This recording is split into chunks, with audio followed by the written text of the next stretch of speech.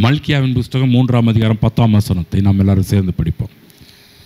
என் ஆலயத்தில் ஆகாரம் உண்டாயிருக்கும்படி தசம பாகங்களை எல்லாம் பண்டசாலையில் கொண்டு வாருங்கள்.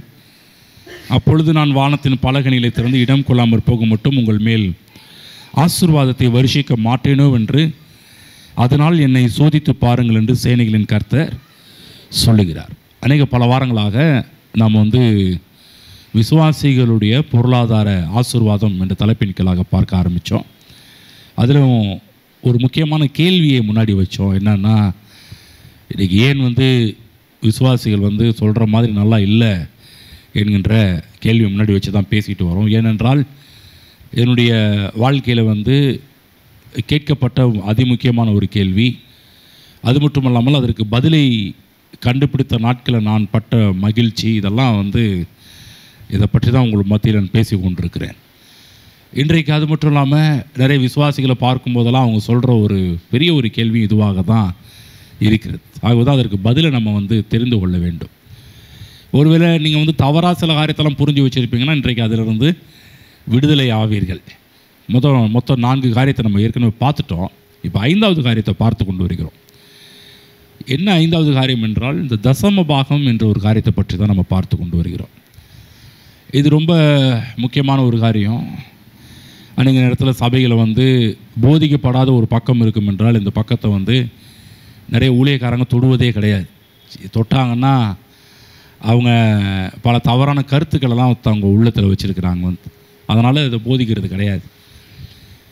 அதே போல் விசுவாசிகளும் மனதில் என்ன இருக்குன்னா, இதெல்லாம் பற்றி போதிக்க ஆரம்பித்தாலே விசுவாசிங்க உள்ளத்தில் ஏதோ பாஸ்டுக்கு ஏதோ கொஞ்சம் தேவை ஏற்பட்டுருச்சு போல், அதனால தான் இதெல்லாம் போதிக்கிறார் என்ற அப்படிப்பட்ட எண்ணமும் உள்ளத்தில் வர்றதுனால நிறைய நேரத்தில் சபைகளை ஊழியக்காரர்கள் இந்த பகுதியை டச் பண்ணுறதே கிடையாது. ஆனால் இன்றைக்கி நம்ம டச் பண்ணி பேசிக்கிட்டு வரோம். ஏன்னா நான் கொஞ்சம் தெளிவாக இருக்கிறதுனால. அது மட்டும் இல்லாமல் நிறைய இடங்களில் பார்த்திங்கன்னா தப்பான இந்த உபதேசங்களும் இதை பற்றி நிறைய உருவாகி இருக்கிறது. இதெல்லாம் தப்பு, இதெல்லாம் இல்லை, இதெல்லாம் ஆண்டவர் கல்வாரி சிலுவையில் பலியையும் காணிக்கையும் ஒன்றும் இல்லாமல் ஆக்கிட்டார், அது மட்டும் நியாயப்பிரமாணத்துக்கு முடிவு கட்டிட்டார், அதனால் தசம பாகம்லாம் நியாயப்பிரமாணத்துக்கு உட்பட்ட காலங்கள் அதெல்லாம் முடிஞ்சிருச்சு, அதனால் இப்போ நம்ம கொடுக்க வேண்டிய அவசியம் இல்லை என்பதெல்லாம் இன்றைக்கு நிறைய பேருடைய வாதமாக இருக்குது. நிறைய பேர் எடுத்து பேசிட்டு வராங்க. ஆனால் நீங்கள் இவைகளை நீங்கள் சரியாக புரிந்து கொள்ள வேண்டும் என்ற நோக்கத்தோடு தான் இதை பற்றி நாம் போதித்து கொண்டிருக்கிறோம். ஏன்னா உங்களுக்குள்ள பல கேள்விகள் நிறைய எழும்ப ஆரம்பிக்கும். முதலாவது பாருங்கள், சத்தியத்தையும் அறிவீர்கள், சத்தியம் உங்களை விடுதலையாக்கும் என்று வேதம் போடப்பட்டிருக்கு. இந்த சத்தியத்தை அறியாததுனால தான் நிறைய பேர் விடுதலை இல்லாமல் இருக்கிறாங்க. ஏன் அறியலை அப்படின்போது பல தப்பான காரியங்களெல்லாம் போதித்து வச்சுட்டாங்க. அதனால் அவங்களுக்கு அதை குறித்த ஒரு அறிவு இல்லாமலே போய்விடுகின்றது. அதனால் ஒரு அவங்க வாழ்க்கையில் ஒரு முன்னேற்றம் இல்லாமலே இருக்குது. சொல்கிற மாதிரி ஒரு வாழ்க்கை இல்லை. அதனால தான் இதை பற்றி நம்ம போன வாரத்திலேருந்து 2 வாரங்களாக இதை பற்றி போதித்து கொண்டிருக்கிறோம். முதலாவது தசம பாகம் என்று சொல்லக்கூடியது ஒரு விதை என்ற கான்செப்டில் வேதம் சொல்லுகின்றது என்று சொல்ல ஆரம்பித்தோம். இந்த விதை என்று சொல்லக்கூடியது, அதாவது இன்றைக்கி தசம பாகம் இல்லை என்று சொன்னால் நம்ம ஆதியாகமம் 8ஆம் அதிகாரத்தில் சொல்லப்பட்ட 22ஆம் வசனத்தையே நம்ம அழிச்சிடணும் போல்.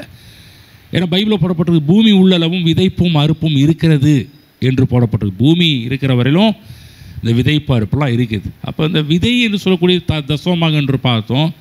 பூமி இருக்கிறவர்களும் இந்த டைத்தும் இருக்கிறது என்பதை பற்றி தான் பேச ஆரம்பித்தோம். 2வது இந்த டைத் பார்த்திங்கன்னா, விதை என்று சொல்லக்கூடியது ஜீவன் உள்ளது, அதை அழிக்க முடியாது, எப்படியாவது ஒரு விதத்தில் அது வளர ஆரம்பிக்கும் என்பதை பற்றி, அந்த விதைக்கு எவ்வளவு வீரியம் இருக்கிறது, விதை எப்படி பவர்ஃபுல்லானது, அதே போல் தசம பாகத்துடைய சக்தியை பற்றியும் பேச ஆரம்பித்தோம்.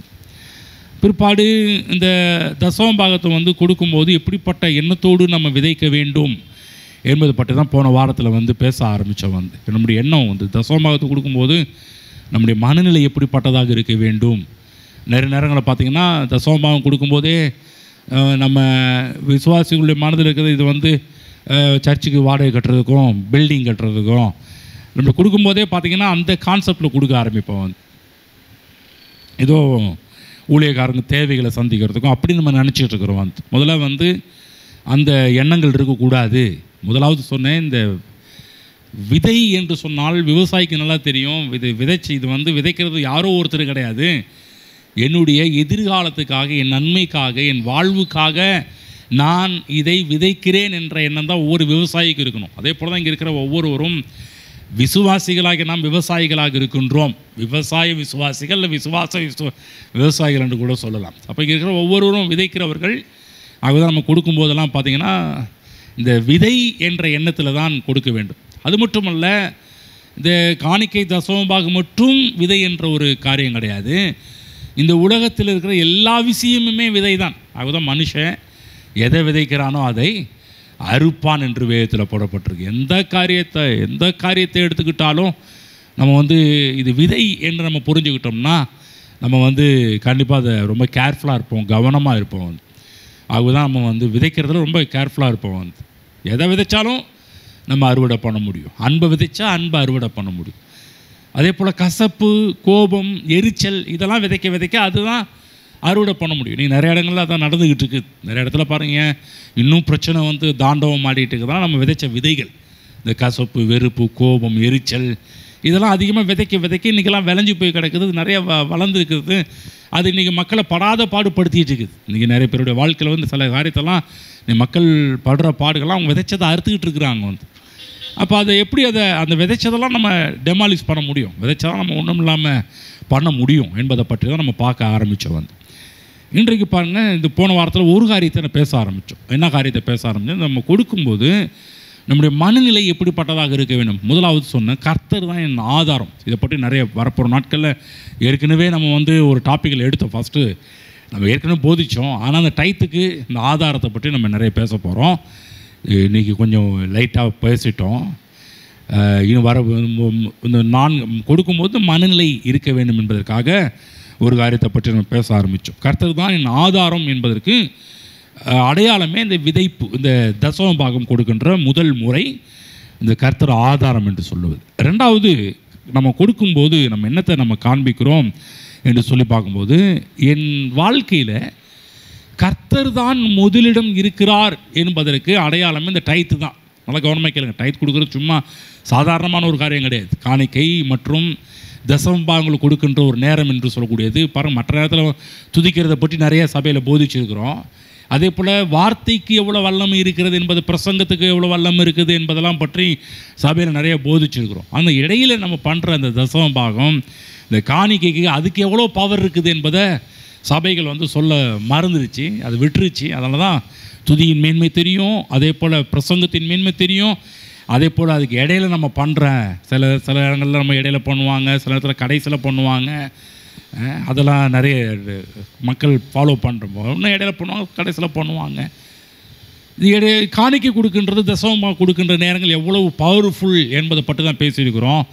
கவனமாக கேளுங்க. இந்த நேரம் முதலாவது கர்த்தரின் ஆதாரம் என்பதை நம்ம ப்ரூஃப் பண்ணுற ஒரு நேரம். ரெண்டாவது, கர்த்தர் தான் என் வாழ்க்கையில் ஃபஸ்ட்டு பிளேஸ், முதலிடம் இருக்கிறார் என்பதை நம்ம காண்பிக்கின்ற ஒரு சரியான ஒரு வழி ஒன்று இருக்கும் என்றால் அது இந்த தசமபாகம் கொடுக்கின்ற ஒரு நேரம், தசமபாகம் மற்றும் காணிக்கை கொடுக்கின்ற நேரம். நம்ம எடுத்து காட்டுறோம். என் வாழ்க்கையில் இங்கே பாரு, கர்த்தர் தான் என் வாழ்க்கையில் முதலிடம், மற்ற எதுவும் கிடையாது. அது பைபிளில் போடப்பட்டிருக்குது.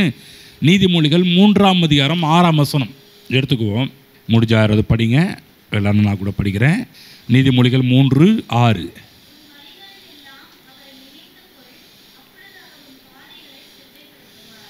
அது கீழே பார்த்தீங்கன்னா 9ஆம் வசனம்.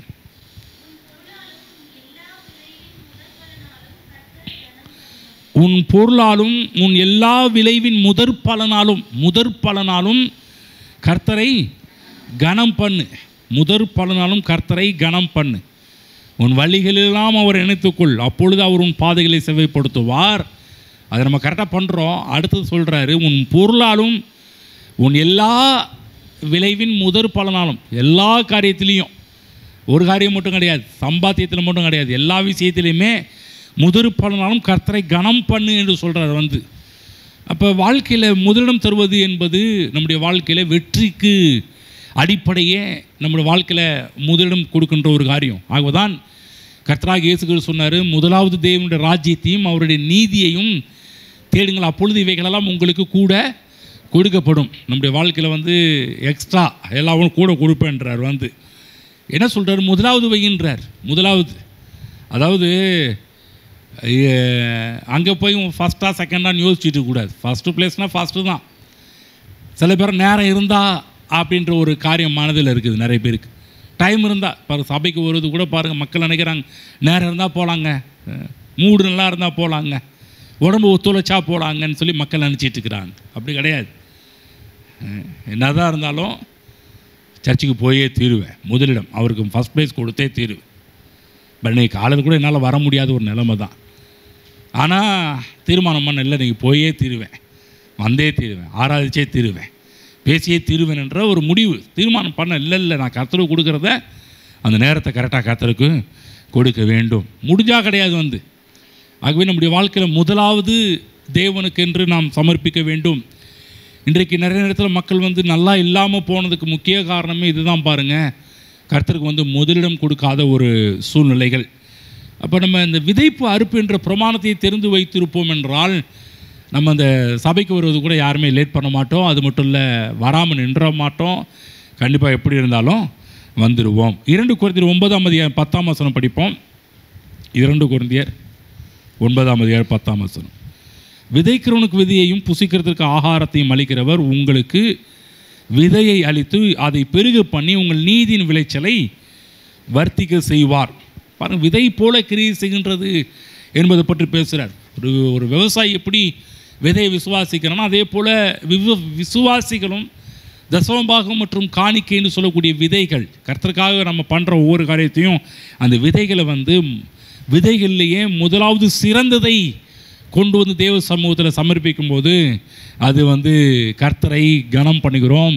நம்ம கர்த்தரை எந்த இடத்துல வச்சுருக்கிறோம் என்பதற்கு ஒரு முக்கியமான ஒரு ப்ரூஃபே பார்த்திங்கன்னா டைத் கொடுக்குற ஒரு விஷயந்தான். முதல்ல கவனிங்க, கர்த்தரின் வாழ்க்கையில் ஆதாரமாக இருக்கிறார் என்பதற்கு ஒரு ப்ரூஃபே இந்த டைத் கொடுப்பதன் மூலம். ரெண்டாவது, நான் கர்த்தரை முதலிடத்தில் வைத்திருக்கிறேன் என்பதற்கு முக்கிய ப்ரூஃபே பார்த்திங்கன்னா அதுக்கும் பாருங்கள் டைத் கொடுக்குற விஷயந்தான்.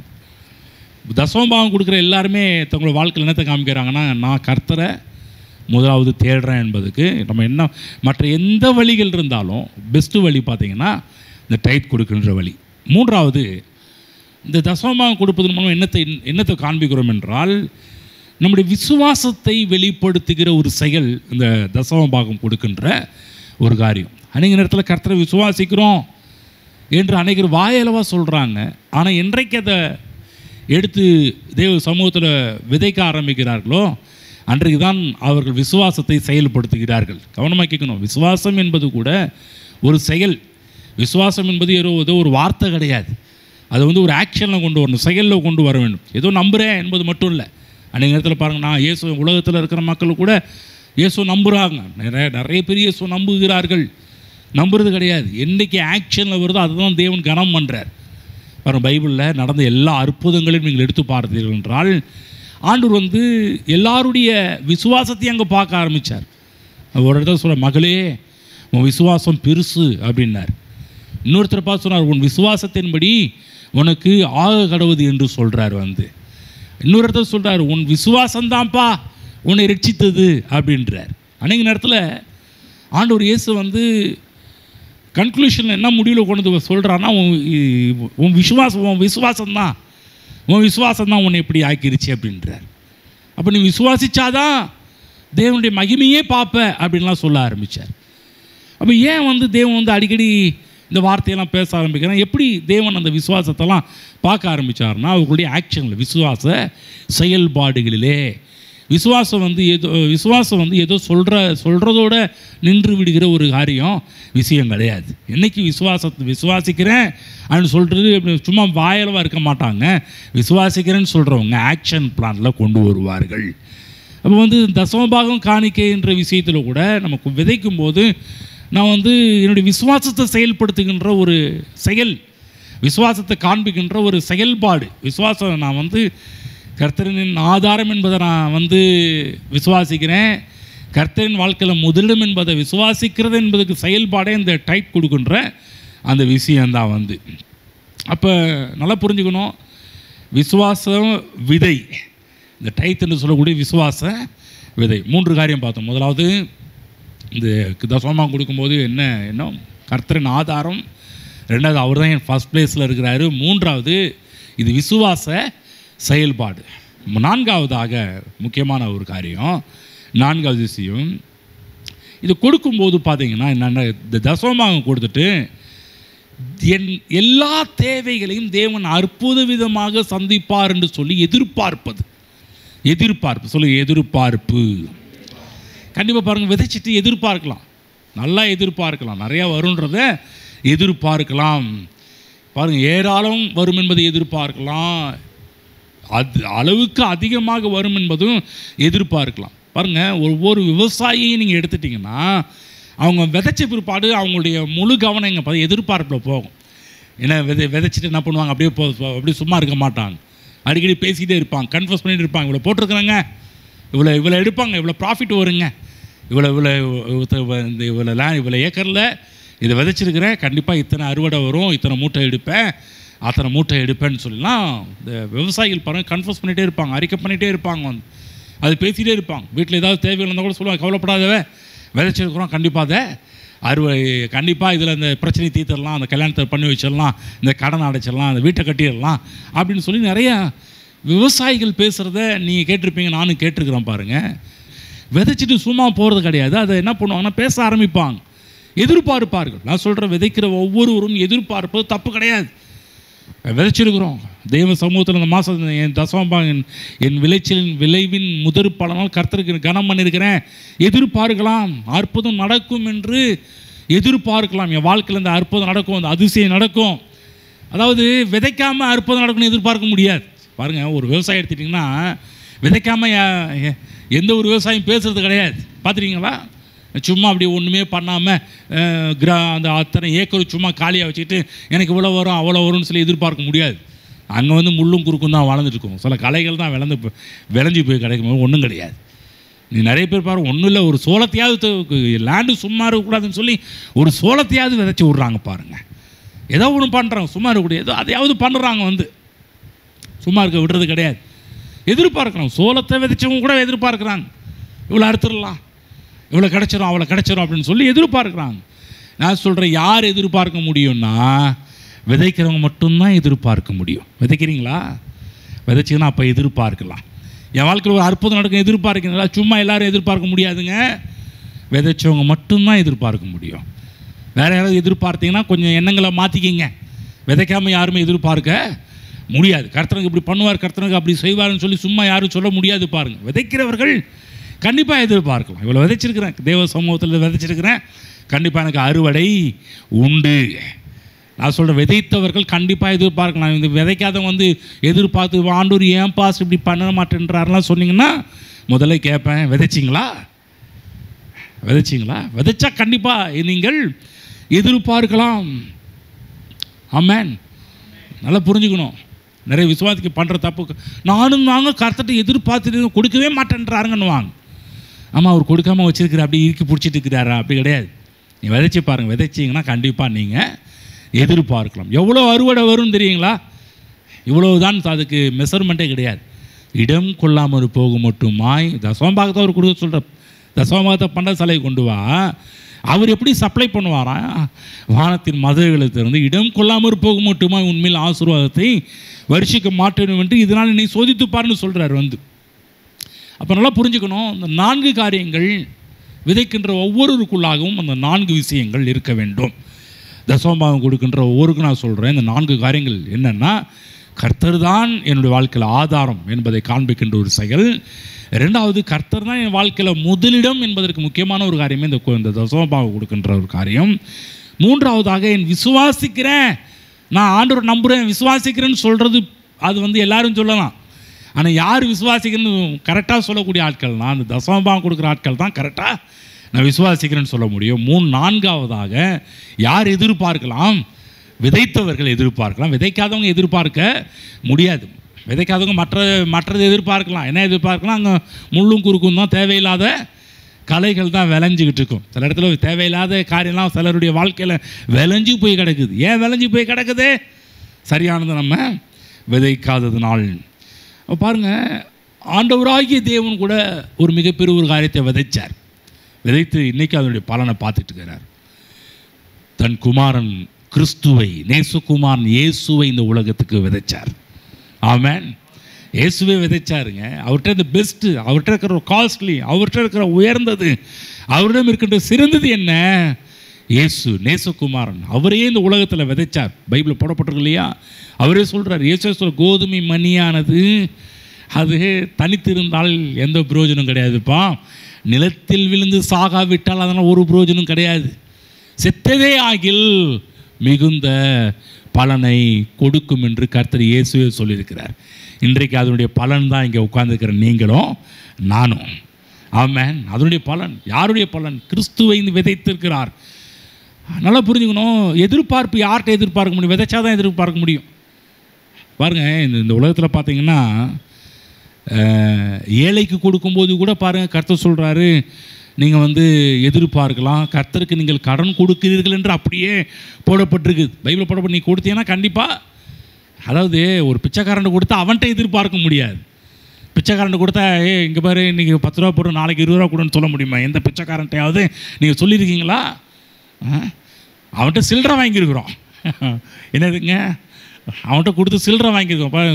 100 ரூபா கொடுத்துட்டு 10 ரூபா எடுத்துகிட்டு மீதி 90 ரூபாயை கொடுப்பா அப்படின்னு சொல்லலாம் கேட்டிருக்கிறோம். ஆனால் கொடுத்த 10 ரூபாயை நம்ம வாங்குறது கிடையாது. கேட்டிருக்கிறோமா? எதிர்பார்க்குறோமா? இல்லை, இந்த இந்த ஸ்ட்ரீட்டில் 10 பிச்சைக்காரனுக்கு போட்டிருக்கிறேன், அந்த 10 பிச்சைக்காரனு எப்படியாவது எனக்கு இந்த ஒரு வருஷத்தில் ஒரு 100 ரூபாயாவது கொடுத்து அவன் கடனை தீர்த்துவான்னு சொல்கிறோமா? கண்டிப்பாக நம்ம அவங்கள்ட்ட எதிர்பார்க்கிறது கிடையாது. அதில் கர்த்தர் சொல்கிறார், நீ அவன்கிட்ட கொடுத்தா நீ ஏன்ட்ட எதிர்பாருன்றார். கர்த்தருக்கு ஏழைகள் கொடுக்குறவன் கர்த்தருக்கு பாருங்கள் மிகப்பெரிய அவருக்கே கடன் கொடுக்குறாள் ஜாதிகளுக்கு. அதாவது நீங்கள் பைபிளில் போடப்பட்டிருக்குது, அநேக ஜாதிகளுக்கு கடன் கொடுக்குற ஆட்கள்னு நம்மளை பற்றி. ஆனால் வேதத்தில் இன்னும் கொஞ்சம் எக்ஸ்ட்ரீமாக போய் என்ன பேசுகிறாருன்னா, நீ ஜாதிகளுக்கு கடன் கொடுக்குற ஆள் இல்லையா, நீ எனக்கே கடன் கொடுக்குற ஆளுன்றார். ஹலோ, பார்த்தீங்களா? எங்கே நீ எனக்கு கடன் நான் சொல்கிறேன், அவர் சொல்கிறேன், நீ என்கிட்ட கொடுத்தா கொடுக்காம விட்டுருவானா? கர்த்தர் கரெக்டாக வட்டி போட்டு முதல் கொண்டு எல்லாவற்றையும் பேலன்ஸ் வைக்காமல் எல்லாவற்றையும் நமக்கு கொடுக்கக்கூடியவர், வட்டியும் முதலுமா திருப்பி கொடுக்கக்கூடியவர். அப்போ வாழ்க்கை அதன் அடிப்படையில் ஏங்கி கொண்டிருக்கிறது. விதைப்பாக இருப்புன்ற ரீதியாக தான் நம்முடைய உலகத்தில் இருக்கிற எல்லாமே போயிட்டுருக்குது. அதாவது சொல்கிறாலே பூமி உள்ளளவும் இந்த விதைப்பு அறுப்பு என்பது மாறுவது கிடையவே கிடையாது. அப்போ விதைச்சாதான் எதிர்பார்ப்பு உண்டாகும். நான் சொல்கிறேன், விதைச்சா எல்லாரும் எதிர்பார்க்கலாம். அப்போ மற்றவர்கள் எதிர்பார்க்கலாம். எப்போ எதிர்பார்க்கலாம்? தசம பாகத்தையும் காணிக்க விதைச்சிட்டு நீங்கள் எதிர்பார்க்கலாம். ஆமென். எதிர்பார்த்துட்டு கிடைக்கல அப்படின்னீங்கன்னா, நான் சொல்கிறேன், அப்படி கிடைக்காம வாழ்கிற ஆட்கள் யாரும் கிடையாது. விதைத்தவர்கள் பன்மடங்காக என் வாழ்க்கையில் விதைத்த எல்லாருமே ஏராளமாக தேவ சமூகத்தில் அறுத்திருக்கிறார்கள். அவர்கள் வாழ்க்கையில் பன்மடங்காக அவைகளெல்லாம் பெற்று கொண்டிருக்கிறார்கள்.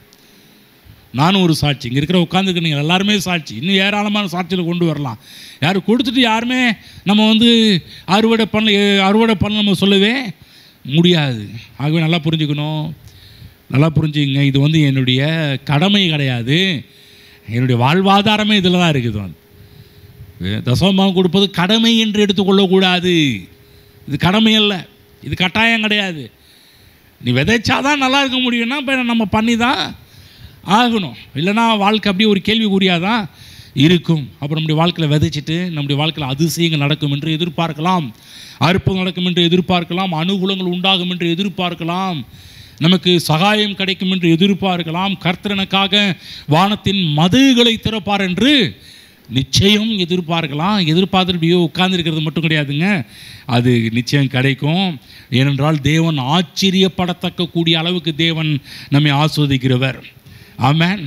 இதெல்லாம் பிரமாணம். இந்த பிரமாணத்தை நான் சொல்கிற கவனமாக கேளுங்க.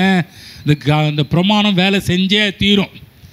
நீங்கள் தூங்கலாம், சொல்கிறாங்க இல்லையா, நீங்கள் தூங்கலாம், விதைத்தவன் தூங்கலாம், விதைகள் தூங்குவது கிடையாது.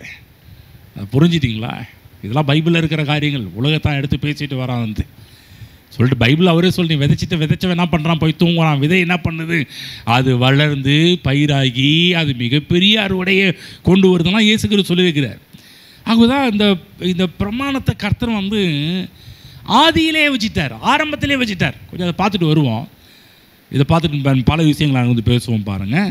இந்த தசம பாகத்தை கர்த்தர் வந்து இன்றைக்கி சொல்கிறாங்கல்ல, சில ஆட்கள்லாம் தசம பாகம் வந்து நியாயப்பிரமாணம் காலம், ஆண்டவர் இயேசு கிறிஸ்து நியாயப்பிரமாணத்தை முடிச்சிட்டாரு, அதனால் தசம பாகம்லாம் முடிஞ்சிருச்சு அப்படின்னு சொல்கிறாங்கல்ல. கவனமாக கேளுங்க, தசம பாகம் வந்து நியாயப்பிரமாணத்தின் காலத்துக்கு உட்பட்டது கிடையாது. நியாயப்பிரமாணத்தின் காலகட்டத்தில் அந்த தசமபாகம் கொடுக்கின்ற முறைகளில் சில காரியத்தை கொண்டு வந்தார்களே ஒழிய தசமபாகம் என்று சொல்லக்கூடிய நியாயப்பிரமாண காலத்துக்கு உட்பட்டது கிடையாது. அதற்கு முந்தைய காலத்தில் இருந்தது. நல்லா புரிஞ்சுக்கணும். யாராவது நியாயப்பிரமாண காலத்துக்கு உட்பட்டதுன்னு சொன்னாங்கன்னா நீங்கள் சொல்லணும் தசமபாகம் வந்து அதுக்கு முன்னாடியே இருந்துச்சு.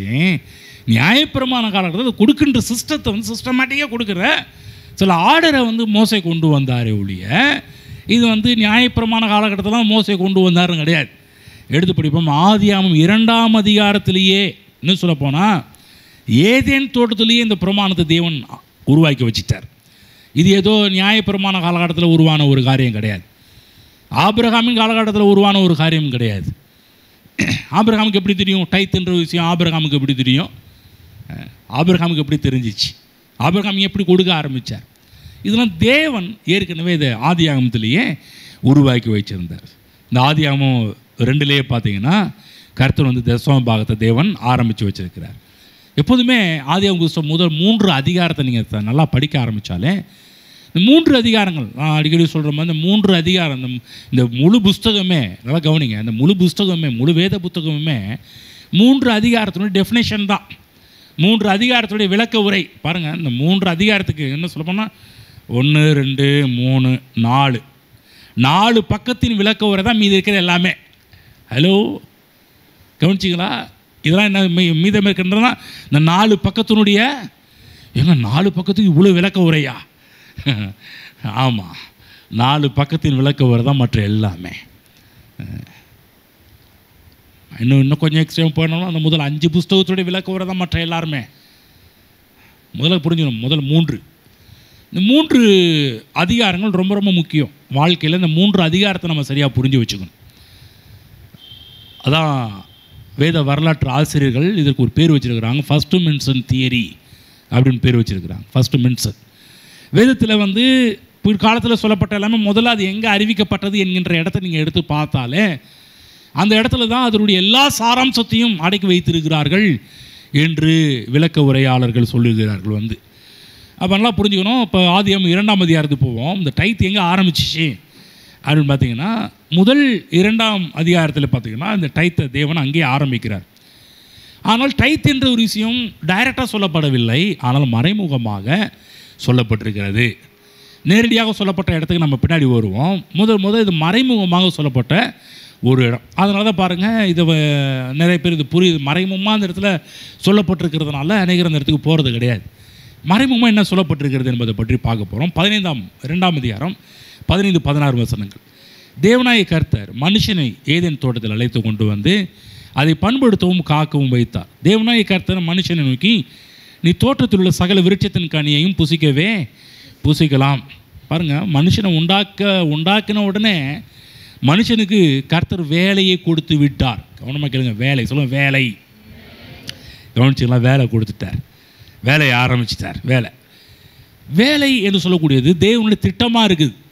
நிறைய பேர் பாருங்கள் வேலைக்கு போகிறதே கிடையாது. நிறைய சோம்பேறிகள் நிறைய பார்க்குறோம். இன்னும் சொல்லப்போனால் வேலைக்கு போகாத நிறைய கிறிஸ்துவ சோம்பேறிகள் நிறைய உருவாகிட்டாங்க. மற்ற ஆட்களை விடுங்க, மற்ற ஆட்கள் நம்ம பேசுகிற ரைட்ஸ் கிடையாது. ஆனால் கிறிஸ்தவங்களை பேசுகிற ரைட்ஸ் இருக்குது. பாருங்கள், ஆரம்ப கால முதல் நூற்றாண்டு திருச்சபையில் நிறைய பிரச்சனை. கர்த்தர் வராருன்னு சொல்லி சில பேர் வேலைக்கே போகலை. நான் இயேசு கிறிஸ்து ஏற்றுக்கொண்ட காலகட்டத்தில் படிப்பையே 10வது நிப்பாட்டிட்டேன். கர்த்தர் வராரு, அப்புறம் எதுக்கு படிப்பு? நிறைய ஆட்கள் சொன்னதுனால மேலே போவே இல்லை. நல்ல வேலைக்கு எங்கள் அண்ணன் என்னை வந்து 11th 12th படிக்க வச்சிச்சு. வந்து நல்ல வேலைக்கு அந்த நேரத்தில் பாருங்கள் ஒரு பாஸ்டர் வந்து சொல்கிறார். வந்து அப்போ எங்கள் சர்ச்சில் வந்து பைபிள் காலேஜ் நடந்துருந்துச்சு பாருங்கள். அப்போ நான் வந்து படிக்கிறதுக்காக உள்ளே போனேன். அங்கே ஒரு ரவீந்திரன் ஒரு பாஸ்டர் இருக்கிறார். அமெரிக்காவில் வந்து படிச்சுட்டு வந்தவர். அவர் தான் எங்களுக்கு லெக்சரை டீச் பண்ணிகிட்டு இருக்கிறார். டீச் பண்ண ஆரம்பிக்கும்போது கேட்குற எத்தனை படிச்சு நான் 10வதுன்னு சொல்ல பாருங்கள். இந்த 10வதுலாம் கர்த்தருக்கு தேவை கிடையாது அப்படின்னார்.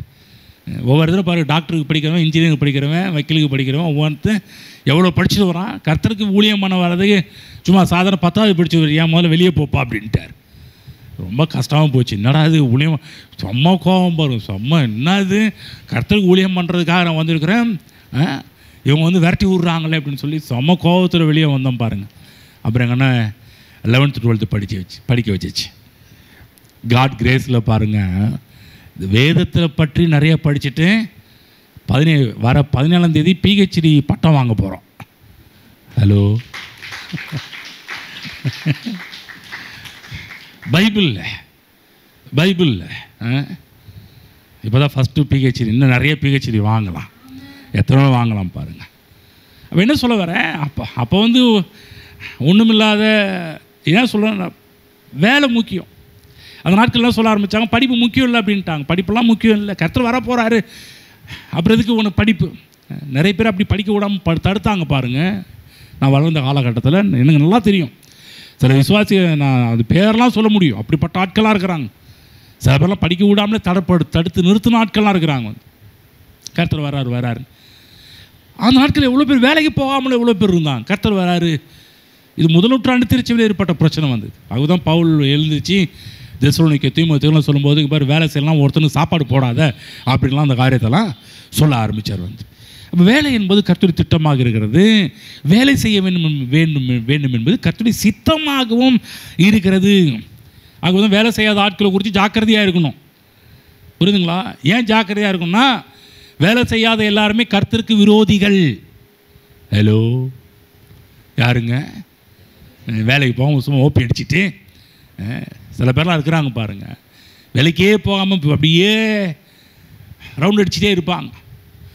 மனைவி சம்பாதிக்கிறதுலையும் அம்மா அப்பா சம்பாதிக்கிறது சாப்பிட்டுட்டு அப்படியே உட்காந்துக்கிட்டு வேலைக்கே போகிறது, சும்மா ஊர் சுற்றிட்டு சும்மா அந்த இந்த காரியத்தை பண்ணிகிட்டு இருப்பாங்க பாருங்கள். ஆகவே நான் திரும்ப சொல்கிறேன், வேலைக்கு செல்லாதவர்களை குறித்து ஜாக்கிரதையாக இருக்க வேண்டும். ஏனென்றால் அவர்கள் கர்த்தருக்கு விரோதியானவர்கள், தெய்வ திட்டத்துக்கு விரோதியானவர்கள். நிறைய பேருக்கு வேலையில் நம்பிக்கை இல்லை.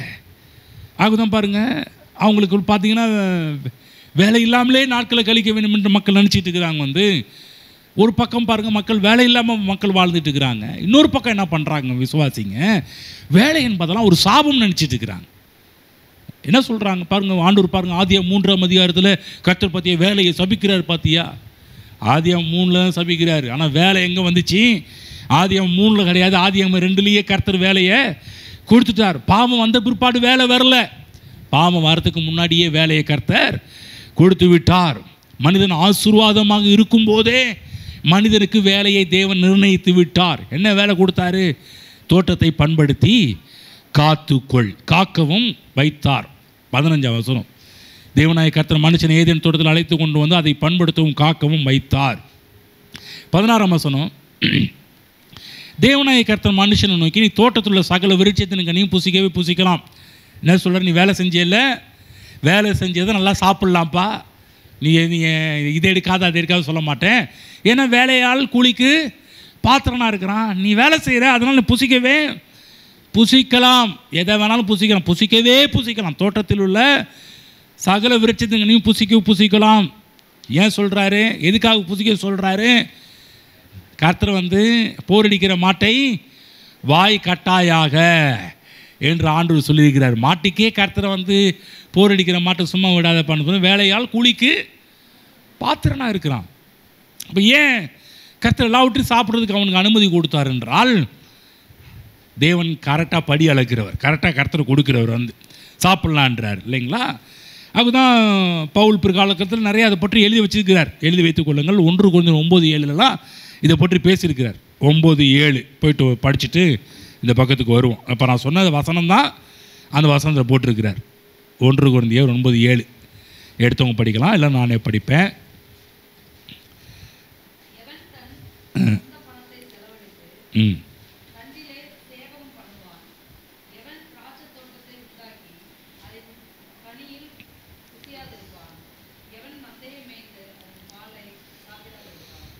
படிங்க 9 வரையிலும்.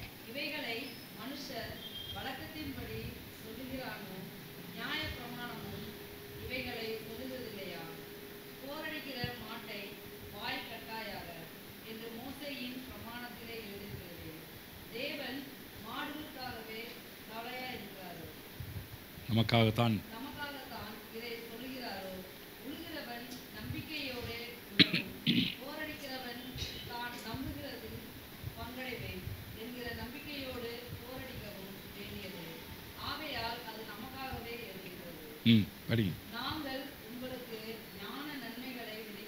விதைத்திருக்க ஓகே. இங்கே தான் பவுல் இந்த இடத்துல சொல்கிறாரு, போர் அடிக்கிற மாட்டை வாய் கட்டாயப்பா, நீ வந்து விதைச்சிட்டு சாப்பிடாமல் இருக்க முடியுமா? ஆடு மாடு வளர்த்துட்டு பால் குடிக்க அதில் பால் கறக்காமல் இருக்க முடியுமா? அப்படிலாம் கேட்குற. அதனால தான் கர்த்தர் இந்த பாருங்க, கர்த்தர் கரெக்டாக சொல்கிறாரு. ஆதியாகமம் 1:16 2:16 இங்கே பாரு, நீ தோட்டத்தில் உள்ள சகல விருட்சத்தின் கனியும் புசிக்கலாம். ஏன்னா சும்மா யாரும் வேலை செய்ய முடியாதுல்ல. யாராவது சும்மா வேலை செஞ்சு பார்த்துறீங்களா? சும்மா வேலை செய்கிறாங்களா யாராவது? யாரும் சும்மாவில் வேலை செய்கிறது கிடையாது. எந்த ஒரு இடத்துக்கும் பாருங்கள் சும்மா கிடையாது வந்து. அப்போ சும்மா செய்யாத நீ சாப்பிடுன்னு சொன்னவர் 17ஆம் வசனம் சொல்கிறாரு, ஆனாலும் நன்மை தீமை அறியத்தக்க விருட்சத்தின் கனியை புசிக்க வேண்டாம், அது நீ புசிக்கும் நாளிலே சாகவே சாவாய் என்று கட்டளை இட்டார். பாருங்கள், வேலையை கொடுத்தாரு, வேலையை கொடுத்து எல்லாத்தையும் சாப்பிடுனாரு. வேலையை கொடுத்து தேவன் என்ன பண்ணுறாருன்னா, இந்த வேலையிலேருந்து தசம பாகத்தை ஒன்று பிரித்து வைன்றார். என்ன பிரித்து வைன்னு சொல்கிறாரு? 17ஆம் வசனம், நன்மை தீமை அறியத்தக்க விருட்சத்தின் கனியை புசிக்க வேண்டாம். இந்த தசம பாகத்தை எடுத்து சாப்பிட்றாத, இது டைத்து, இது தசம பாகத்தை எடுத்து சாப்பிட்றாத, அதை நீ புசிக்கும் நாளிலே சாகவே சாவா. எல்லாவற்றையும் சாப்பிடு, எல்லாத்துக்கும் சாப்பிட்றதுக்கும் வேலை செய்யணும். இந்த மரத்துக்கு வந்தால் வேலை செஞ்சாகணும். நன்மை தீமை அறியத்தக்க விருட்சத்துக்கும் ஆதாம் வேலை செஞ்சு தான் ஆகும். இந்த மரத்துக்கும் வேலை செய்யணும், அந்த மற்ற எல்லா மரத்துக்கும் வேலை செய்யணும். இல்லை ஆண்டவர் வந்து இது மட்டும் சாப்பிடக்கூடாதுன்னு சொல்லியிருக்கிறாரு, அப்போ நான் வந்து இதுக்கு வேலை செய்ய மாட்டேன்னு ஆதாம் சொல்ல முடியாது. எல்லாவற்றையும் பண்படுத்தி காத்துக்கொள்ளுன்றது அங்கே இருக்கிற தோட்டத்தில் இருக்கிற எல்லாவற்றுக்கும் தான் கர்த்தர் வேலையை கொடுத்தார். இதுக்கும் தான் வேலை. ஆனால் நீ சாப்பிடு, ஆனால் இதை சாப்பிட கூடாது. இந்த தசம பாகத்தில் கை வைக்கக்கூடாது. இன்றைக்கு இந்த ஆதாம் இந்த தசம பாகத்தை தொட்டானோ, இந்த தசம பாகத்தை சாப்பிட்டானோ, அன்றைக்கி தான் வாழ்க்கையில் பிரச்சனையே வர ஆரம்பித்தது. உலகத்தில் ஏன் தரித்திரம்? நிறைய மக்கள் தசம பாகம் கர்த்தருக்குரியது என்பதை புரிந்து கொள்ள அந்த மரத்தை வந்து அவருக்குரியதாக வச்சுட்டார். இதை தொடாத, இது என்னுடைய காரியங்கள் தொடாத அப்படின்ட்டார் வந்து.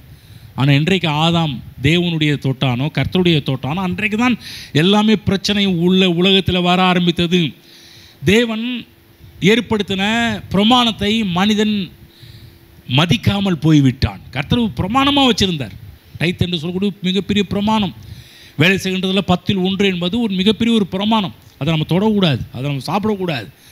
அதை எடுத்து தேவ சொல்கிற பண்டக சாலையில் கொண்டு வந்து போடு அப்படின்றார். போடும்போது கர்த்தர் சொல்கிற, வானத்தின் பலகையில் திறந்து இடம் கொள்ளாமல் போக மட்டும் உண்மையில் ஆசீர்வாதத்தை வருஷிப்பேன். அப்போ இந்த தோட்டத்தின் இந்த மரத்தை வந்து கர்த்தர் டைத்தாக வச்சுருந்தார். தேவன் ஏற்படுத்தின அந்த பிரமாணத்தை மனிதன் நிராகரிக்க ஆரம்பித்தான், அதை கனம் பண்ணாமல் போக ஆரம்பித்தான். ஆகதான் வாழ்க்கையில் மிகப்பெரிய தவறு ஏற்பட ஆரம்பித்தது, பாவம் உள்ள ஆரம்பித்தது. பாவம் என்றால் என்ன? தேவனுடைய வார்த்தையை மீறுவது, தேவனுடைய வார்த்தை கனம் பண்ணாமல் போவது, தேவன் சொன்ன லக்கை தவற விடுவது, மிஸ் த மார்க்குன்னு சொல்லுவாங்க. அந்த லக்கை தவற விடுவது, அந்த குறியை தவற விடுவது. என்றைக்கு இந்த தேவன் ஏற்படுத்தின லக்கை தவறுனானோ, தேவன் ஏற்படுத்தின பிரமாணத்தை வந்து தவறி போனானோ, அன்னைக்கு தான் பாருங்கள் எல்லா வாழ்க்கையில் ஏற்படக்கூடிய வாழ்க்கையில் இருக்கின்ற பிரச்சனைகள், கஷ்டங்கள், சாபம், தரித்திரம், வியாதி எல்லாமே உள்ளே வர ஆரம்பிச்சது வந்து. இப்போ தேவன் ஏன் இந்த பிரமாணத்தை ஏற்படுத்தினார்? அவன் வெற்றிக்காக ஏற்படுத்தினார், அவனுடைய செழிப்புக்காக ஏற்படுத்தினார், நல்வாழ்வுக்காக ஏற்படுத்தினார், பாதுகாப்புக்காக ஏற்படுத்தினார், அவனுடைய எதிர்காலத்துக்காக அதை ஏற்படுத்தினார். அதான் வேத வல்லுநர்கள் சொல்கிறாங்க, ஒருவேளை அந்த மரத்திற்கனியை சாப்பிடாம ஆதாம் இருந்திருப்பானா இன்றைக்கும் இந்த உலகமே ஏதேன் தோட்டம் மாதிரி தான் இருக்கும் அப்படின்றார்.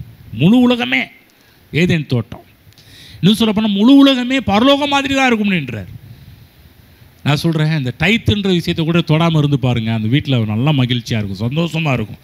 ஏன்னா கர்த்தர் நீங்கள் அவருடைய காரியத்தை அவர் கொடுக்கும்போது மதிப்பு மரியாதை கொடுக்கும்போது அவர் உங்களை ஆஸ்வதிக்கின்ற விதமே வேறு மாதிரி இருக்கும். அப்புறம் உங்கள் வாழ்க்கையில் கவலைக்கு அந்த இடத்துல எல்லாவற்றுக்கும் பிரச்சனை எங்கே ஆரம்பிக்கும்? பணத்தில் தான் ஆரம்பிக்குது. அப்போ தசமபாகத்தை எடுத்து டைத்து எடுத்து தேவனுடைய காரியத்தை எடுத்து அவர்கிட்ட விதைக்கும் போது நடக்கின்ற ஒரு விஷயம் என்னன்னா, நான் சொல்கிறாங்க, பணத்துக்கு பற்றாக்குறையே ஏற்படாது. ஆமேன். பண பற்றாக்குறையே வராதுங்க. நான் சொல்கிறேன், நான் ஏன் கடன் வாங்காமல் வாழ்க்கை வாழ்கிறேன்னா, இந்த பிரமாணத்தை கனம் பண்ணேன், பிரமாணத்தை மதித்தேன். ஆரம்ப காலகட்டத்தில் நான் ரட்சிக்கப்பட்ட புதுசுலேருந்து இந்நாள் வரைக்கும் இந்த பிரமாணத்தை கனம் பண்ணி போய் கொண்டே இருக்கிறேன். இந்த டைத் என்ற காரியத்தை கனம் பண்ணுறேன். நான் சொல்லிட்டுங்களா, நான் பெரிய உதாரணமே நான் தான், கடன் வாங்காத ஒரு ஆள். ஏன்? இந்த டைத்தை கனம் பண்ணுறேன், டைத்தை மதிக்கிறேன், டைத்தை உயர்த்துக்கிறேன். அது மட்டும் இல்லை பாருங்கள், பண பிரச்சனை, பண பற்றாக்குறை என்ற பேச்சுக்கே இடம் கிடையாது. ஏன், எதனால அப்படின் போது, கர்த்தர் அவர் பண்ணுற டயத்தை கொடுக்கும்போது, விதைக்கும் போது அவர் வானத்தின் மதகுகளை திறந்து இடம் கொள்ளாமல் போக மட்டுமா அவர் வரிசைக்கு பண்ணுறார் வந்து. அதுதான் பாருங்கள், கர்த்தர் சொன்ன காரியத்தை நம்ம கீழ்ப்படியும் போது எப்போதுமே பாருங்கள், என்னை கனம் பண்ணுகிறவனை நான் கனம் பண்ணுவேன் இருக்கிறேன். இப்போ ஆதாம்ட்டு சொல்லிட்டு இந்த மரத்துக்கு நீ சாப்பிடாத அப்படின்னு சொல்லிட்டு அதை கனம் பண்ண நான் அவனை சும்மா விடுவாரா? கனம் பண்ணாததுனால தான் பிரச்சனை வந்துச்சே ஒழிய, ஒருவேளை கனம் பண்ணியிருப்பார் என்றால் நான் சொல்கிற வாழ்வே கர்த்தருடைய கனம் ஏராளம் அந்த நேரத்தில் ஆதாமுக்கு உண்டாயிருக்கும். ஆனால் அந்த கனத்தெல்லாம் அங்கே ஆதாம் தவறு விட ஆரம்பித்தார். நம்முடைய வாழ்க்கையில் கூட இன்றைக்கி ஏன் நம்முடைய வாழ்க்கையில் தரித்திரம் தாண்டவம் மாடிட்டு இருக்குது? ஏன் பிரச்சனை? கைக்கு வாய்க்கு நிலைமை ஏன்? பற்றாக்குறை ஏன்? ஏன் கடன் ஏன்? அன்றைக்கு நேரத்தில் நம்ம டைத்தில் கை வச்சிடுறோம், தசமபாகத்தில் கையை வச்சிடுறோம். அவர் தான் பாருங்கள், ஒரு இடத்துல சொல்கிறாரு, மோசஸ் எடுத்து படிப்போம், உபாகமம் புஸ்தகம்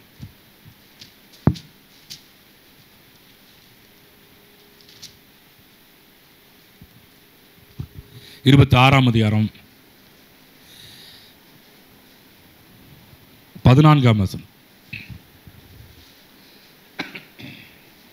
இந்த 26ஆம் அதிகாரம் முழுவதுமே தசமபாகத்தை பற்றி விளக்கி சொல்கிறாரு. அது கொடுக்கின்ற விதங்கள் அதை பற்றி பேசுகிறாரு. பேசிட்டு வரும்போது 14 என்ன சொல்கிறாரு அப்படின்போது, 14 படிப்போம் யாராவது ஒருத்தர். அதாவது துக்கம் கொண்டாடும் போதுலாம் ஏதோ வீட்டில் வந்து கொஞ்சம் வியாதி கஷ்டம் விளைவு மற்ற காரியங்கள் வரும்போது சார் சொல்கிறாங்களே வேறு வழியில் பாஸ்ட்டாக அதான் எடுக்க வேண்டிய நிலைமை வந்துச்சு, அதான் எடுத்துட்டேன் அப்படின்ற மாதிரி துக்கம் கொண்டாடும் போது அதில் புசிக்கவும் இல்லை. டைத்தை எடுத்து வச்சுட்டேன், வாழ்க்கையில் தீட்டான காரியம் வந்துச்சு, அதுக்கு நான் எடுக்கலை.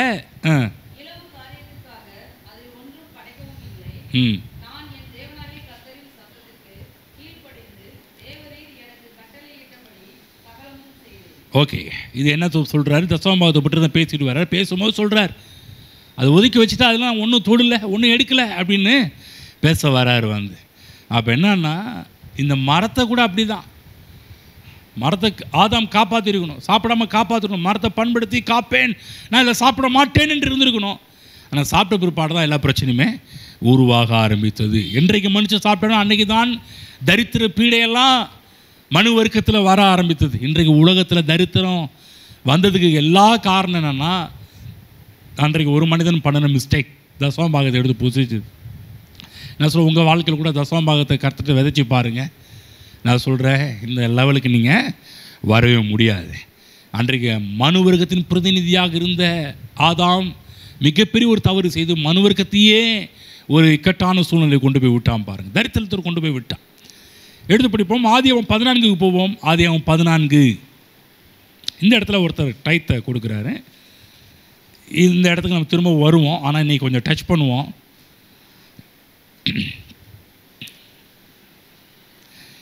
14ஆம் அதிகாரம். இந்த இடத்துல ஆபிரகாம் தசமபாகம் கொடுக்குற முதல் வேதத்தில் தசமபாகம் கொடுக்கின்ற முத டைத் என்று சொல்லக்கூடிய வரக்கூடிய இடம், ஃபஸ்ட்டு மென்ஷன் தியரி சொல்லுவாங்க இல்லையா? இந்த ஃபஸ்ட்டு மென்ஷன் தியரியில் முத தசமபாகம் என்ற இடம் ஆதியாகமம் 2 மறைமுகமாக வந்தது. ஆனால் ஆதியாகமம் 14 டைரெக்டாக வந்திருக்கிறது. எடுத்துக்கொள்வோம். 18ஆம் வசனம் படிக்கிறேன். அன்றியும் உன்னதமான தேவனுடைய ஆசாரியனாக இருந்த சாலமின் ராஜாவாகிய மெல்கிசேதேக்கு அப்பமும் திராட்சரசமும் கொண்டு வந்து அவனை ஆசீர்வதித்து, வானத்தையும் பூமியும் உடையவராகி உன்னதமான தேவனுடைய ஆசீர்வாதம் ஆபிரகாமுக்கு உண்டாவதாக, உன் சத்துருக்களை உன் கையில் ஒப்பு கொடுத்த உன்னதமான தேவனுக்கு ஸ்தோத்திரம் என்று சொன்னான். இவனுக்கு ஆபிரகாம் எல்லாவற்றிலும் தசமபாகம் கொடுத்தான். கவனிங்க, தசமபாகம் என்ற ஒரு வார்த்தை இங்கே தான் முத வேதத்தில் என்ட்ரு ஆகுறது. நான் உங்கள்கிட்ட ஒரு கேள்வி கேட்குறேன். என்ன கேள்வின்னா, தசமபாகம் கொடுத்தான்னு வருது, அப்போ யார் ஆபிரகாமுக்கு இந்த காரியத்தை கற்றுக் கொடுத்துருக்க முடியும்? தசமபாகம் கொடுத்தான்னு இங்கே வருது. யாராவது பாருங்கள், உடன்படிக்கை என்று சொல்லக்கூடிய காரியம் கூட இந்த ஆபிரகாம் லைஃப்பில் தான் பாருங்கள் முத என்ட்ரு ஆகுது உள்ள உடன்படிக்கை. அப்போ உடன்படிக்கைன்ற ஒரு காரியமும் ஆபிரகாமுக்கு யார் கற்றுக் கொடுத்தது? இதெல்லாம் கேள்வி வருது இல்லையா? கேள்வி எங்கே வருதுன்னா, இது எல்லாவற்றையும் கற்றுக் கொடுத்தது யாருன்னா கர்த்தர் தான். ஏதேன் தோட்டத்தில் கர்த்தர் ஆதாமுக்கு கற்றுக் கொடுத்த காரியங்கள் இல்லைங்களா? முத ஒரு மிருகத்தை அடித்து அதனுடைய தோல் உடையை கொண்டு வந்து முத ஆதாமுக்கு உடுத்தினவரே கர்த்தர். அங்கே தான் ஒரு இரத்த பிரமாணத்தை உருவாக்குறார், இரத்த உடன்படிக்கை உருவாக்குறார். கவனன்ட் உடன்படிக்கை ஒரு வார்த்தையை தேவன் அங்கே உருவாக்குகிறார். அப்போ அங்கே தான் உருவாகுது. அப்போ பிற்பாடு தான் மக்கள் இந்த ஆபேல் ஆண்டு ரத்தத்தை கனம் பண்ணுறது நிமித்தமாக தான் அந்த ஒரு உயிரை கொண்டு வந்து தேவ சமூகத்தில் காணிக்கையாக கொண்டு வருகின்றான். பைபிளில் போடப்பட்டு கர்த்தர் ஆபேலையும் அவன் காணிக்கையும் அங்கீகரித்தார் என்று போடப்பட்டிருக்கு. ஏன்? கர்த்தருக்கு பிடிச்ச ஒரு காரியத்தை பண்ணுறார். அப்போ காயின் பிடிக்காத ஒரு காரியத்தை பண்ணலையா? காயின் வந்து கர்த்தருக்கு பிடிக்காத ஒரு காரியத்தை பண்ணான்னு சொல்ல முடியாது. அவரும் பெஸ்ட்டாக தான் கொண்டு வந்தார். நம்ம என்ன சொல்லுவான், அவன் சொத்த கத்திரிக்காயெல்லாம் கொண்டு வந்தான் அப்படின்னு சொல்லுவாங்க. சொத்த கத்திரிக்காயெல்லாம் கொண்டு வரலன்னு, சொத்த காய்கறி தான் நல்ல காய்கறி தான் கொண்டு வந்தான். ஆனால் ஆபேலுடைய காணிக்கையில் என்ன இருந்தது என்றால் ஜீவன் இருந்தது. ஆபேலுடைய காணிக்கையில் பார்த்தீங்கன்னா தேவன் உண்டாக்குன சிஸ்டம் இருந்தது, அந்த முறை இருந்தது. அப்போதான் தேவன் அங்கு ஆபேலின் காணிக்கை அங்கீகரிக்கிறத பார்க்க ஆரம்பிக்கிறோம். அப்போ எப்படி ஆபிரகாமுக்கு இந்த உடன்படிக்கைன்ற காரியம் எப்படி தெரியும்? ஆபிரகாமுக்கு எப்படி தசமபாகம் என்ற ஒரு காரியம் தெரியும் என்றால் எல்லாமே அவங்க தாத்தாட்டிருந்து கற்றுக்கொண்ட விஷயங்கள் தான். ஆமென். சொல்கிறது உங்களுக்கு புரியுதுங்களா? எங்கள் எல்லாவற்றையும் எங்கேருந்து கற்றுக்கிட்டாருன்னா எல்லாமே கிட்டத்தட்ட பாருங்கள், அன்றைக்கி வேதத்தை படிச்சுட்டு இருக்கும்போது ஆதியாகமம் 5ஆம் அதிகாரம் பார்த்தீங்கன்னா கிட்டத்தட்ட மெத்துசலா காலகட்டம் வரையிலும் ஆதாம் உயிர் வாழ்ந்துருக்கிறார்.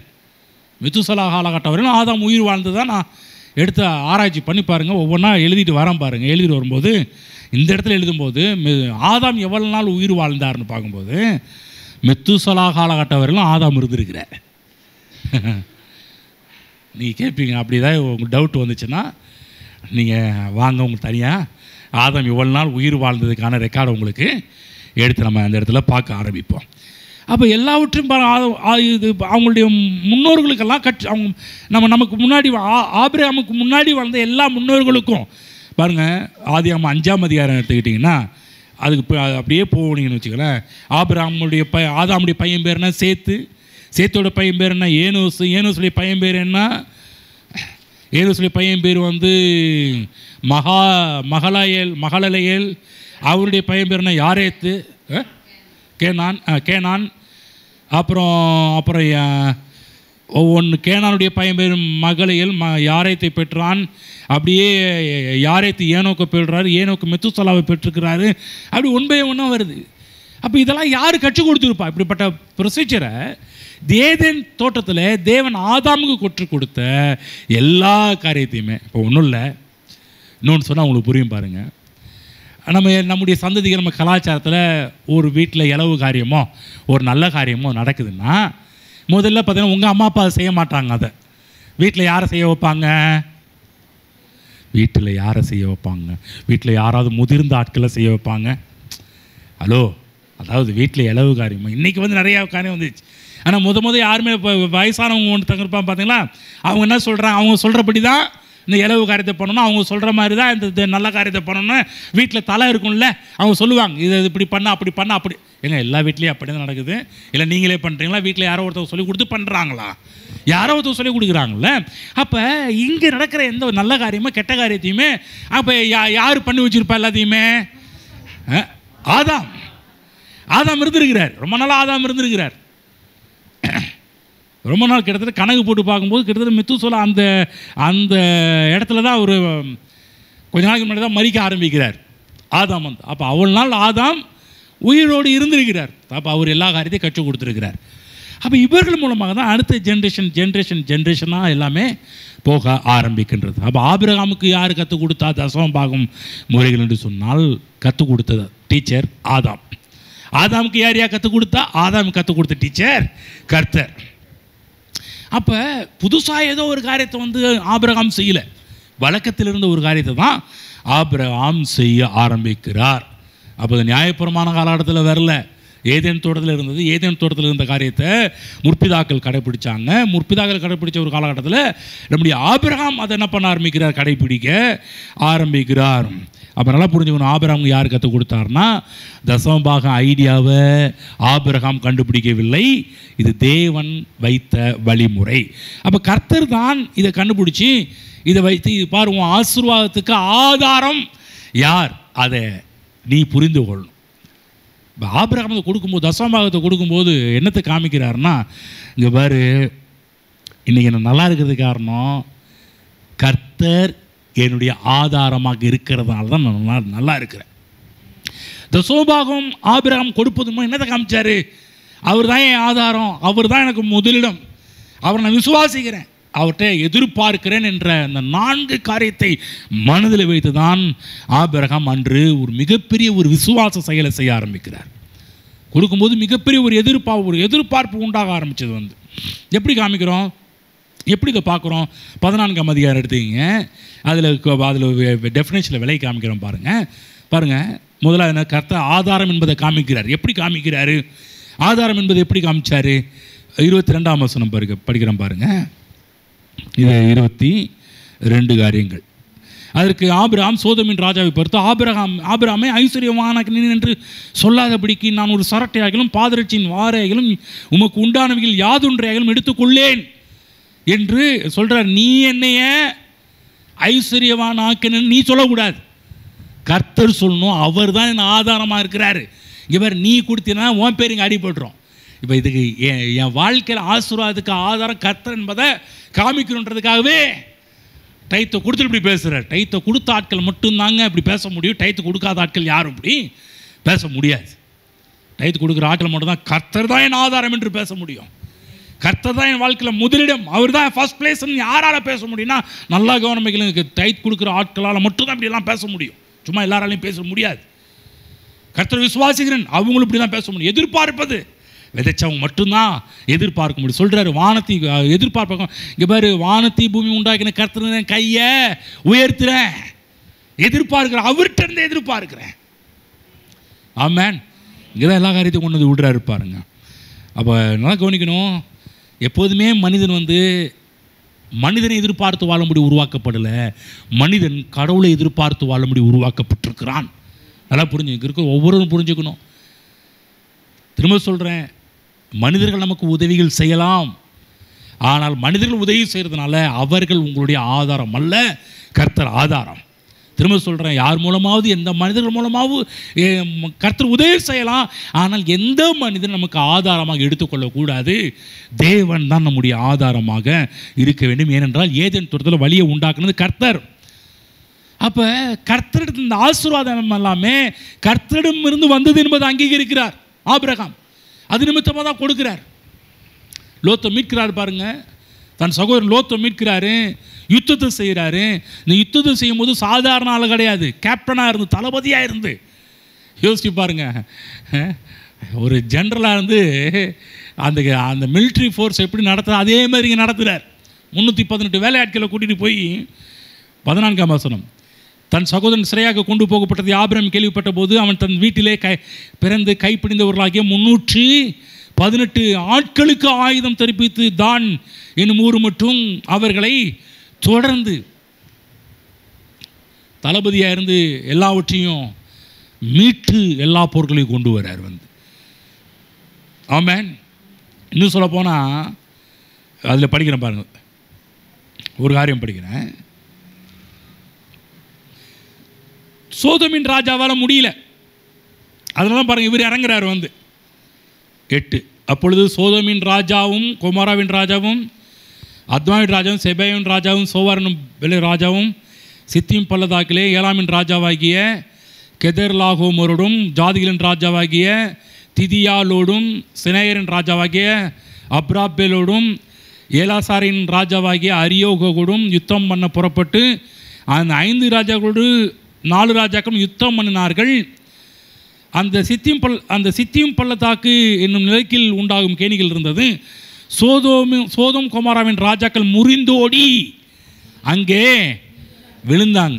அவங்க முழுந்துட்டாங்க, அவங்களால யுத்தம் பண்ண முடியல, ராஜாக்களாலேயே முடியல, யுத்தம் பண்ண முடியல, விழுந்தாங்க.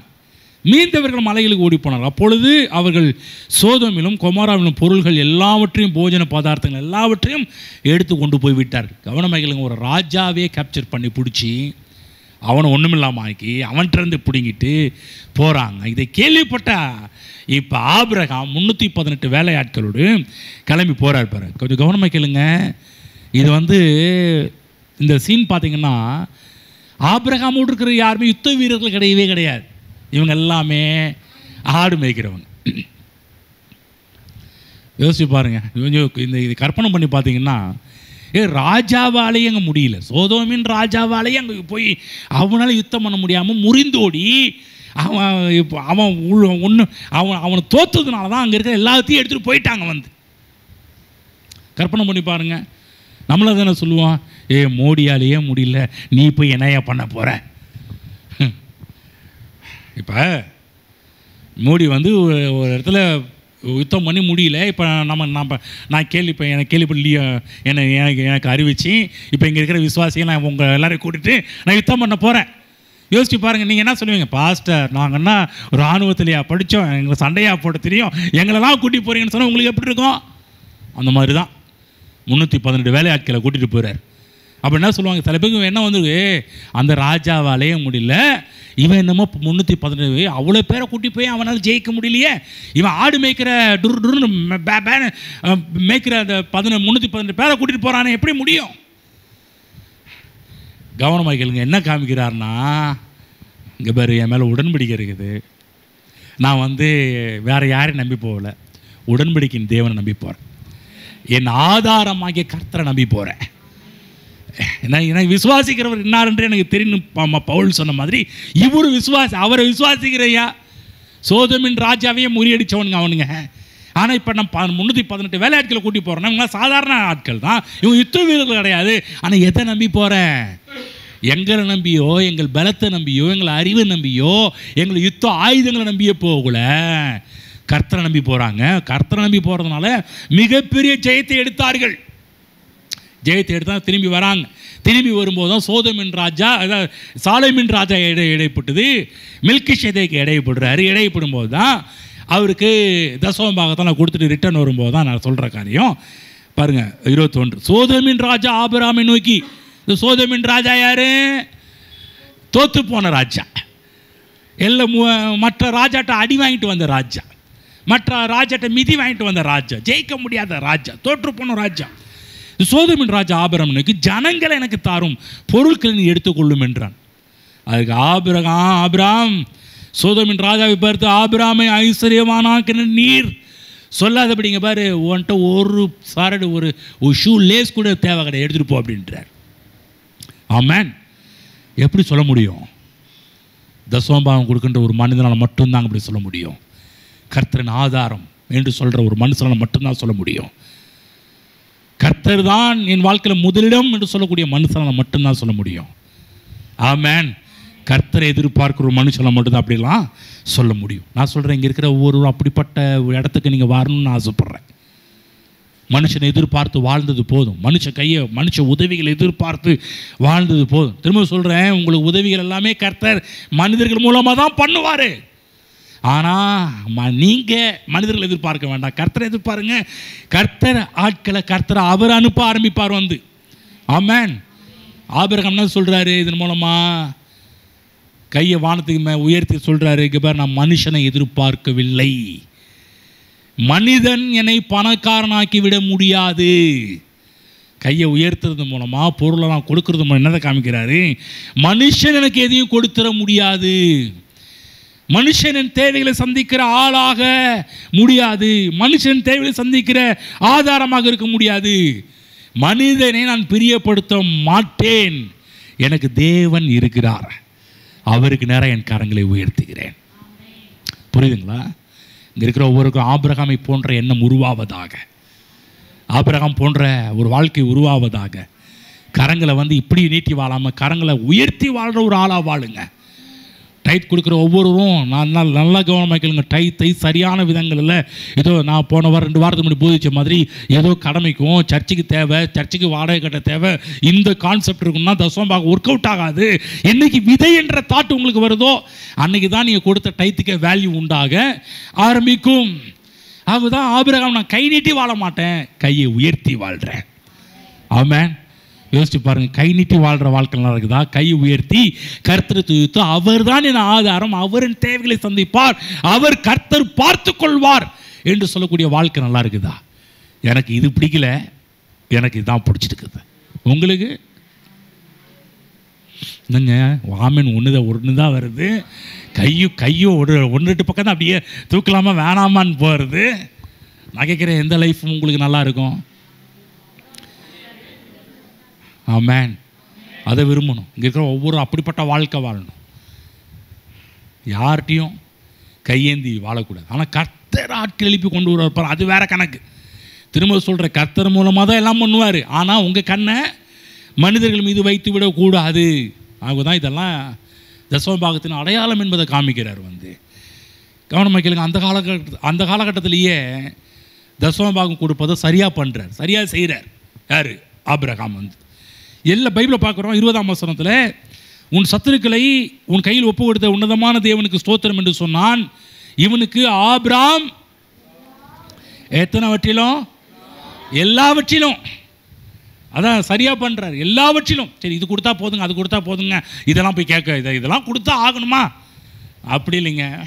பைபிளில் இயேசு கிறிஸ்து சொல்கிறாரு,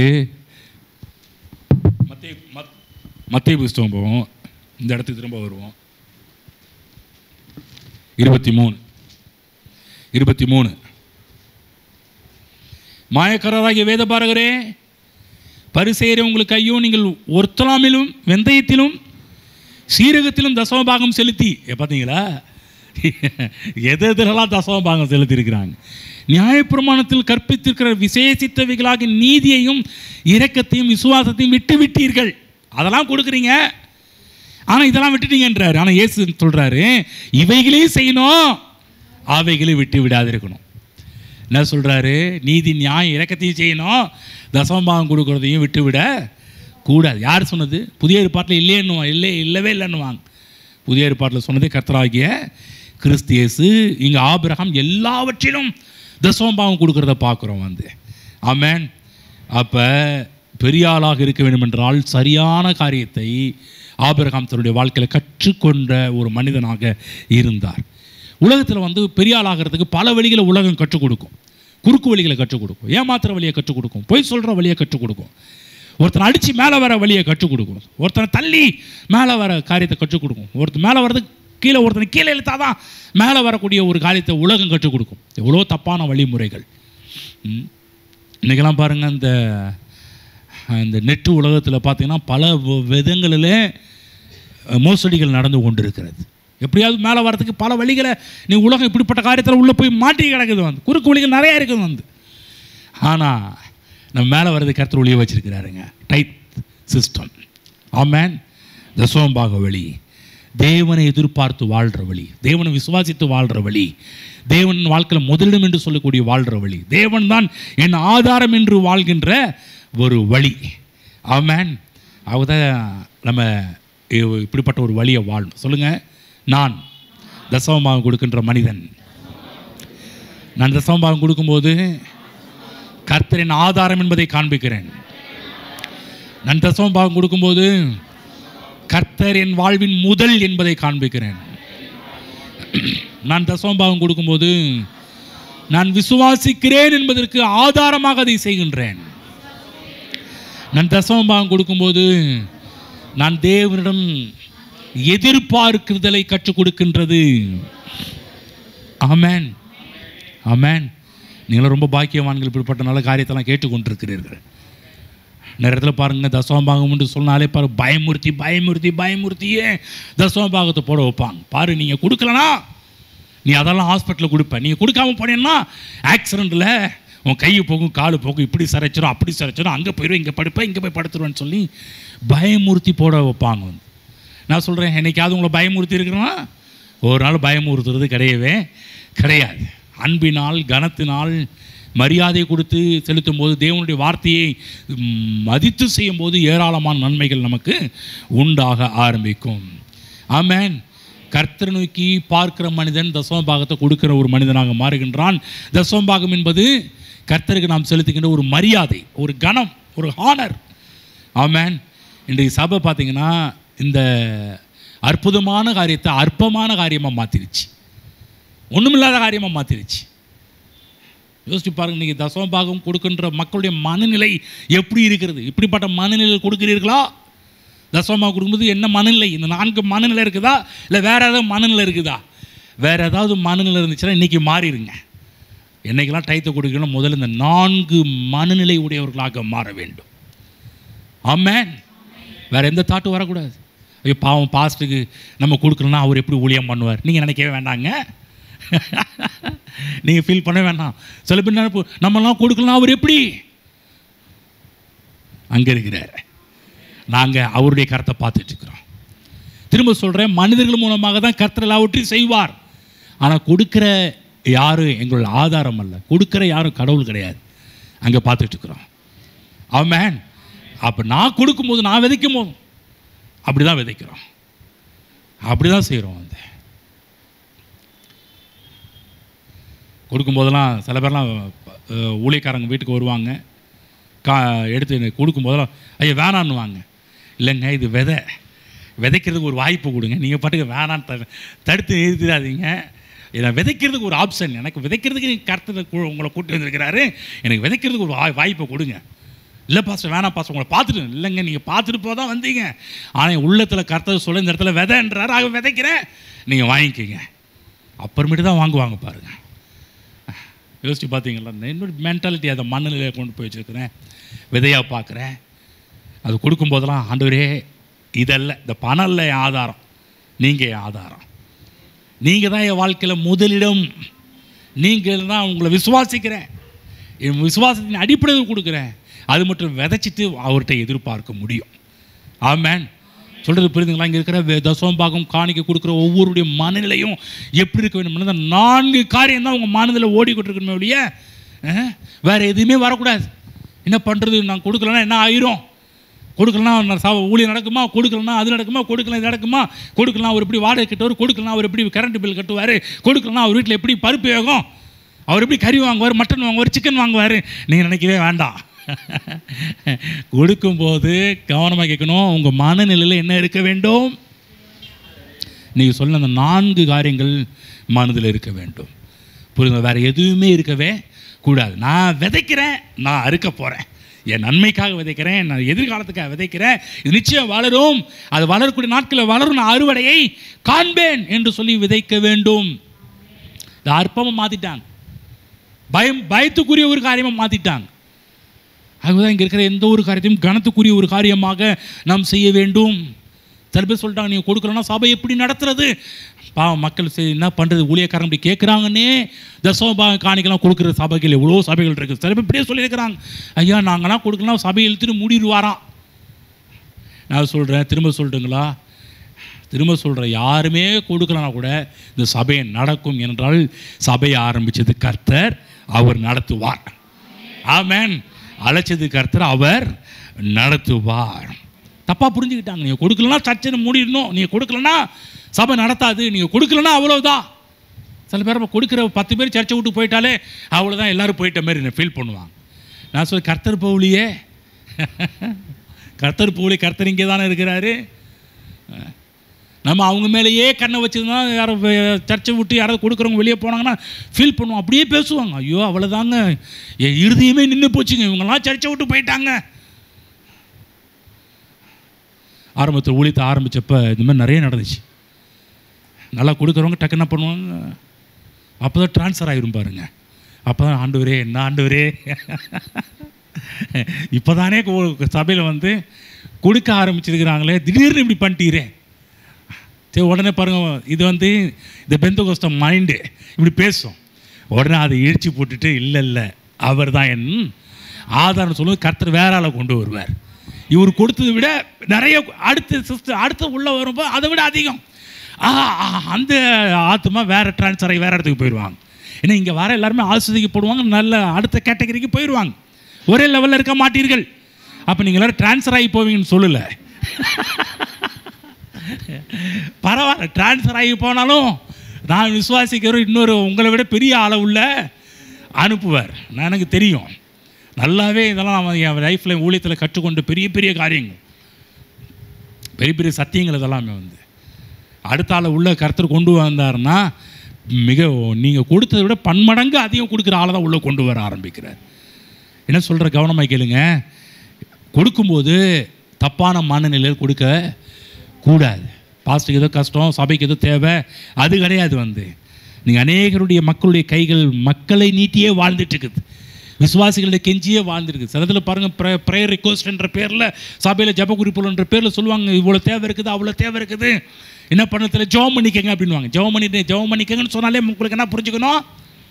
ஹலோ, ஏதாவது ஒரு காரியம் ஜெபம் பண்ணிக்கங்க அப்படின்னு ஸ்டேஜில் புல்பிட்லேருந்து வந்தால் நீங்கள் என்ன பண்ணணும்? அப்புறம் சொல்லுவோம், அப்புறம் எப்படியா எங்களுக்கு தெரியும் உங்கள் தேவைகள்?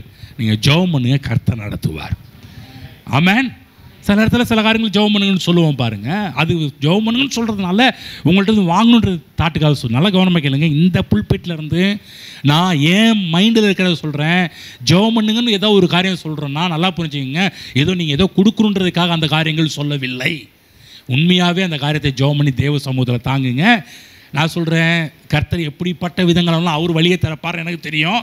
நீங்கள் ஜெபம் பண்ணுங்கன்னு சொன்னதுனால சில பேர் அப்படியே சொல்லுவாங்க. இங்கே இருக்கிற சில பேரை மைண்டில் வச்சு சொல்லுவாங்க, ஜெபம் பண்ணுங்க ஜெபம் பண்ணுங்க, அவங்கள பார்த்தே சொல்லுவாங்க வந்து. நான் சொல்ல வேண்டிய அவசியமே கிடையாது. ஜெபம் பண்ணுங்க நான் அவங்கள பார்த்து சொன்னால் நீங்கள் நல்லா புரிஞ்சுக்கணும், உங்கள்கிட்ட இருந்து கேட்குறாருன்னு கிடையாது, தேவன் அதற்காக வழிகளை திறக்க வேண்டும் என்பதற்காக. ஆமென். புரியுதுங்களா? எழுந்து நிற்போம்.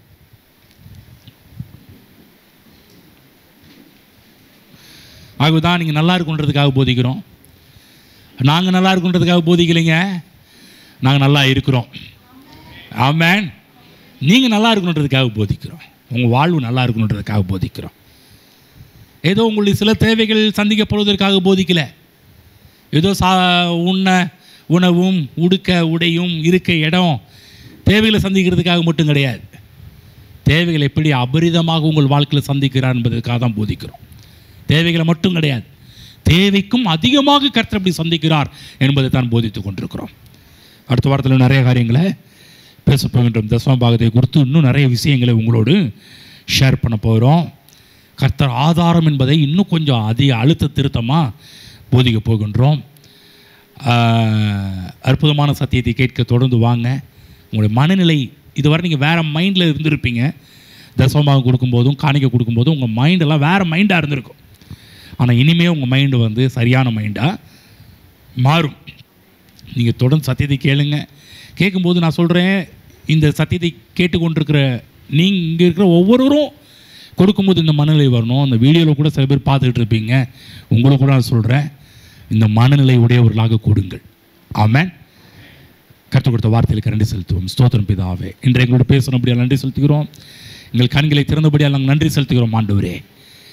அப்போ நாங்களும் இவ்வளோ நாள் கொடுத்துக்கிட்டு இருந்தோம். ஆனால் இந்த கொடுக்கும்போது நாங்கள் வந்து வேறு தாட்டில் கொடுக்க ஆரம்பிச்சிட்டோம். எங்களை மன்னி ஆண்டவரே, இன்றைக்கி சரியான தாட்டை எங்களுக்கு கொடுத்தீர். இப்படி தான் கொடுக்கணும், தசம பாகத்தையும் காணிக்கை இப்படி தான் கொடுக்க வேண்டும் என்ற முறையை நாங்கள் கற்றுக்கொண்டோம். இந்த தசம பாகம் என்பது ஏதோ இப்போ வந்த காரியம் கிடையாது. ஆதியில் ஏதேன் தோட்டத்தில் உருவான காரியம். அதை முற்பிதாக்களுக்கெல்லாம் கர்த்தர் கற்றுக் கொடுத்தீர். அதுக்காகவே அதை ஆபிரகாம் அதை சரியாக கடைப்பிடித்ததை நாங்கள் கண்டோம். எல்லாவற்றிலும் தசமபாகம் கொடுத்தது மட்டுமல்ல, இந்த 4 காரியத்தையும் தசமபாகம் கொடுத்த இடத்துல கொண்டு வந்து விட்டார். அதை நாங்கள் அதை பார்க்கிறோம் ஆண்டவரே. இன்றைக்கு எங்கள் கண்களை திறந்திருந்ததற்காக நன்றி செலுத்துகிறோம். ஹல்லேலூயா. எங்கள் அன்பின் பிதாவே, இயேசுவின் நாமத்தில் நம்முடைய சமூகத்தில் இருக்கிறோம். இன்றைக்கு நீங்கள் கொடுத்த இல்லை நல்வார்த்தைகளுக்கு நன்றி செலுத்துகிறோம். எங்கள் எதிர்காலத்துக்காக, எங்கள் நல்வாழ்வுக்காகவே நீதிகளை போதித்தபடியாக நாங்கள் நன்றி செலுத்துகிறோம். இங்கே இருக்கிற ஒவ்வொருவரும் தசமபாகம் என்று சொல்லக்கூடிய இந்த முறையை சரியாக புரிந்து கொண்டதற்காக நாங்கள் நன்றி செலுத்துகிறோம். சத்தியத்தை அறிவீர்கள், சத்தியம் உங்களை விடுதலையாக்கும் என்று சொல்லப்பட்ட வார்த்தையின் அடிப்படையிலே இன்றைக்கு இந்த அறிந்து கொண்ட சத்தியங்கள் ஒவ்வொரு விடுதலையாக்குனதுக்காக நன்றி செலுத்துகிறோம். இது சொன்னீரே, வானத்தின் மதகுகளை திறந்து இடம் கொள்ளாமல் போக மட்டும் ஆசீர்வாதத்தை உண்மையில் வருஷிக்கு பண்ணுவேன் என்று சொன்னீரே. பூமியின் கனிகளை உன் நிமித்தம் பட்சிப்பேன் என்று சொன்னீரே. அந்த வார்த்தையெல்லாம் நம்முடைய பிள்ளைகள் வாழ்க்கை நிறைவேறுவதாக. எப்போ நிறைவேறும்? இந்த டைத் அண்ட் காணி ஆஃபரிங்கை இப்படி சமூகத்தில் விதைக்கும் போது இவைகளெல்லாம் நிறைவேறும் என்பதை அறிந்து கொண்டோம். இங்கே இருக்கிற ஒவ்வொருவரும் இதை ஃபாலோ பண்ணட்டும் ஆண்டவரே. இதை வந்தோம் கேட்டோம் என்று போகாத அளவுக்கு இது உண்மையாகவே தங்களுடைய வாழ்க்கையில் உண்மை கனம் பண்ணி இந்த காரியங்களை செய்யட்டும். எந்த மனிதனை முன்னிறுத்தாமல், சபையை முன்னிறுத்தாமல், உண்மை முன்னிறுத்தி இந்த காரியத்தை செய்யட்டும் ஆண்டவரே. உண்மை கனம் பண்ணி செய்யட்டும் ஆண்டவரே. உயர்த்தி செய்யட்டும், முதலாவது வைத்து செய்யட்டும் ஆண்டவரே. அது நிமித்தமாக வருகின்ற கனத்தை உம்முடைய பிள்ளைகள் ஏராளமாக இந்த பூமியில் பார்க்கட்டும் என்று உம்முடைய பிள்ளைகளை ஆசீர்வதிக்கிறேன். இயேசுவின் நாமத்தில் பிதாவே, ஆமென்.